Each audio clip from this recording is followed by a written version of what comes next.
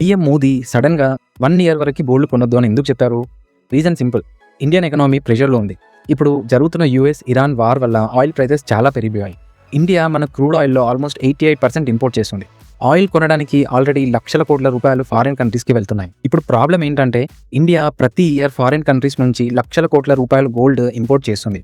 2022లో around 3 lakh crores worth gold import అయితే 2025కి almost 5 lakh crores పెరిగింది. అంటే మన మనీ ఫారిన్ కంట్రీస్కి ఇంకా ఎక్కువ వెళ్తున్నాయి. గోల్డ్ ఇండియాలో ప్రొడ్యూస్ అవ్వడం తక్కువ, ఆల్మోస్ట్ అన్ని ఇంపోర్ట్సే. సో మనం గోల్డ్ ఎక్కువ కొన్నప్పుడు ఇండియా నుంచి ఫారిన్ కంట్రీస్కి వెళ్ళిపోయే మనీ ఇంకా ఎక్కువ అయిపోతుంది. మన రూపీ వాల్యూ వీక్ అవ్వచ్చు. డైలీ యూజ్ చేసే ఐటమ్స్ ప్రైసెస్ కూడా పెరిగే ఛాన్సెస్ ఉంటుంది. అందుకే మోదీ నేషనల్ ఇంట్రెస్ట్ కోసం ఒక్క 1 year గోల్డ్ పర్చేసెస్ అవాయిడ్ చేద్దామని రిక్వెస్ట్ చేశాడు. ఇంకో ఇంట్రెస్టింగ్ పాయింట్ ఏంటంటే వార్ టైంలో నార్మల్లీ జనాలు గోల్డ్ని సేఫ్ ఇన్వెస్ట్మెంట్ అనుకుంటారు.